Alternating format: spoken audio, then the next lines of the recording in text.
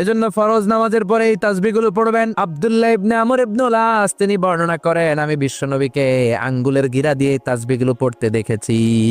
রাআইতুন নাবিয়্যা সাল্লাল্লাহু আলাইহি ওয়াসাল্লাম ইয়াকিদু তাসবিহা বিয়ামিনি, আমি বিশ্বনবীর ডান হাতের আঙ্গুলের গিরায় এই তাসবিহগুলোকে পড়তে দেখেছি। পড়তে রাজি আছেন? ডান হাত তোলেন, এই আঙ্গুলের করের মধ্যে এইভাবে রাখেন, এইভাবে রেখে নামাজের পরেই সুবহানাল্লাহ আলহামদুলিল্লাহ পড়তে রাজি আছেন? সুবহানাল্লাহ 33 বার, আলহামদুলিল্লাহ 33 বার, আল্লাহু আকবার 33 বার পড়তে রাজি আছেন সবাই? আল্লাহ তুমি কবুল করো। ফরজ সালাতের পরে আমরা মুনাজাত দেওয়ার জন্য পাগল হয়ে যাই। আসসালামু আলাইকুম ওয়া রাহমাতুল্লাহ, আসসালামু আলাইকুম ওয়া রাহমাতুল্লাহ, আমিন ইয়া আরহামার রাহিমিন। আসনা নাই, সামদুল্লাহ মনে নাই। কিন্তু বিশ্বনবী সালাম ফেরানোর পরে সর্বপ্রথম যে আওয়াজটা করতেন সেটা হচ্ছে আল্লাহু আকবার। এরপর 3 বার পড়তেন আস্তাগফিরুল্লাহ, আস্তাগফিরুল্লাহ, আস্তাগফিরুল্লাহ। এরপর আয়াতুল কুরসি একবার। কয়বার? মান ক্বারা আয়াতুল কুরসি দুবুরা কুল্লি সালাতিন মাকতুবা লাম ইয়ামনাহু মিন দুখুলিল জান্নাতি ইল্লাল মাউত। প্রত্যেক ফরজ সালাতের পরে যে একবার আয়াতুল কুরসি পড়ে তার জান্নাতে ঢোকার ক্ষেত্রে আর কোনো বাধা থাকে না,